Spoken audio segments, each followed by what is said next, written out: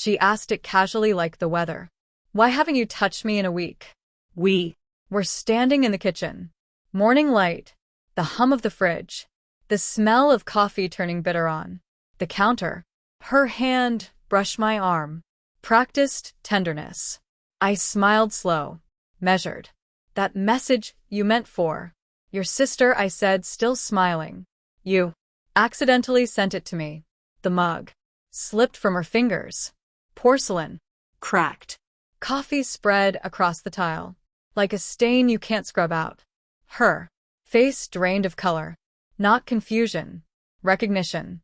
The kind that arrives before denial has time to put on its shoes. That was the moment everything aligned. Not the betrayal, the control. I used to believe love was a quiet agreement. Two people choosing each other again and again, even when no one is watching. I believed in rituals. Sunday breakfasts, the way she leaned her head against my shoulder during bad movies, the small, boring miracles that make a life feel solid. I replay those memories now like evidence in a trial I didn't know I was preparing for. There were early signs. There always are. The phone face down, the sudden new laugh. That didn't belong to me.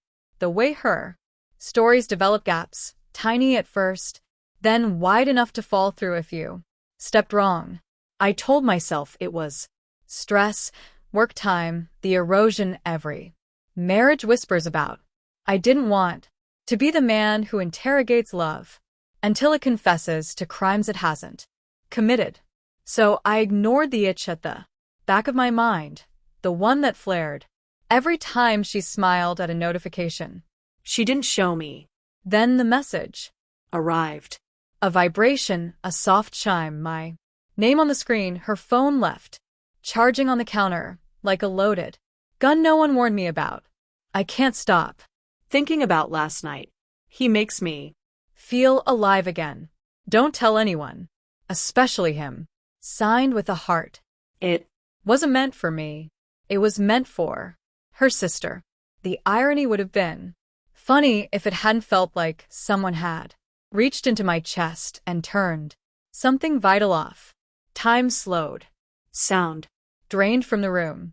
I remember the dust floating in the light. I remember my hands didn't shake. That surprised me. Pain, yes, but also clarity. Clean and sharp. I locked the phone. Put it back exactly where it was.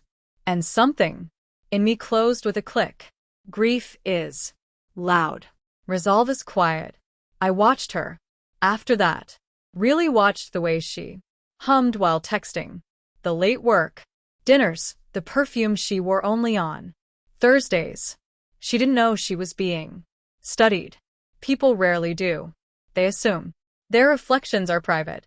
I became a student of her tells. The pause before she said my name, the eagerness to leave the room for a call, the impatience when I asked about her day.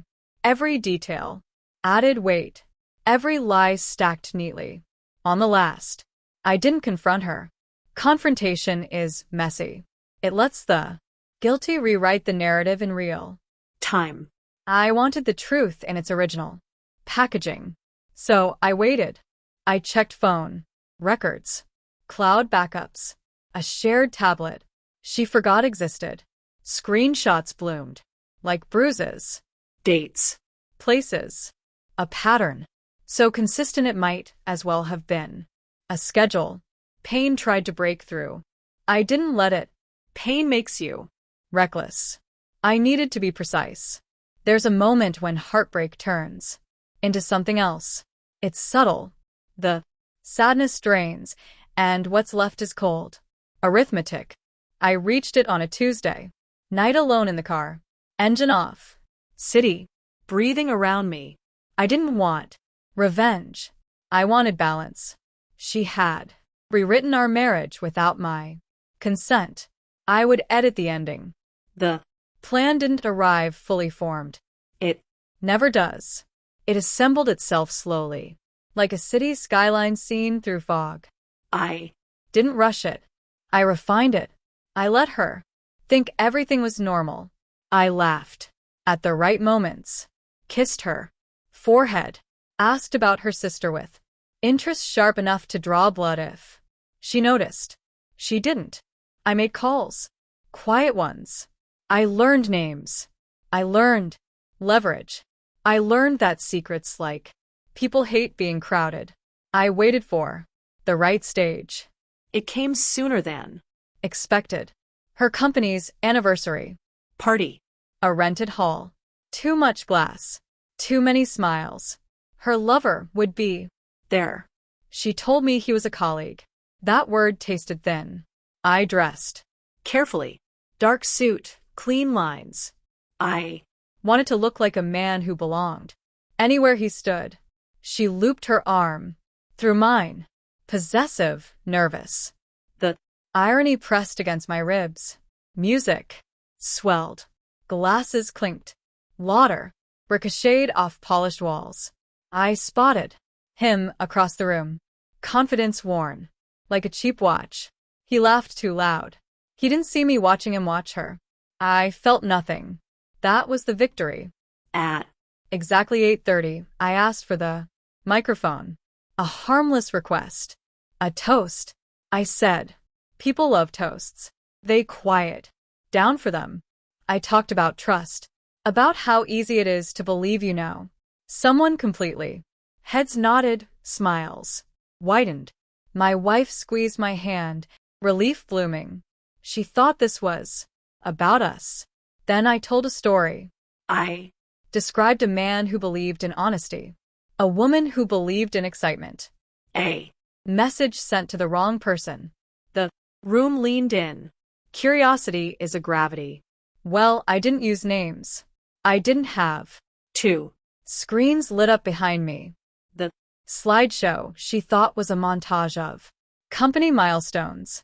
Instead, it bloomed with timestamps, messages, photos cropped just enough to be undeniable. A sound rose from the crowd.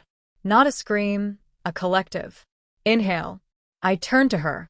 That's when you asked why I hadn't touched you, I said softly. This is why. Chaos erupted. Her face collapsed in on itself.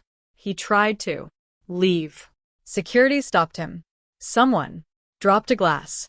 Someone laughed sharp and disbelieving. The room fractured into noise and motion and judgment.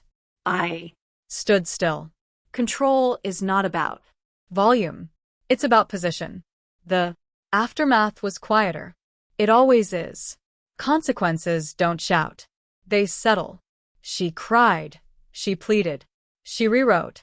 I Listen like a man reviewing a contract. Already void. He lost his job. not Because of me, because patterns don't survive daylight. People talk. companies. Listen when reputations start bleeding. Family lines redrew themselves. Invitations stopped coming. Whisperers replaced greetings. She moved out. A suitcase. A door closing with a finality. That didn't ask permission. I stayed not in the house in myself. I don't pretend. This made me whole. Revenge is not a Cure. it's a correction. A rebalancing of scales tilted by someone who thought you wouldn't notice. I learned something essential. Betrayal thrives on the assumption that you'll react loudly, stupidly on cue, that you'll explode and make it easy. I didn't. I chose patience. I chose clarity. I chose to let the truth speak in a room full of witnesses. When I think back to that morning in the kitchen, the mug shattering, the coffee spreading, I understand what I felt. Wasn't cruelty. It was relief. The lie. Was finally heavier than the silence. I Didn't touch her because I was already gone. and she knew at the moment her phone betrayed her better than I ever Could. Some people think revenge is about hurting someone back. They're Wrong.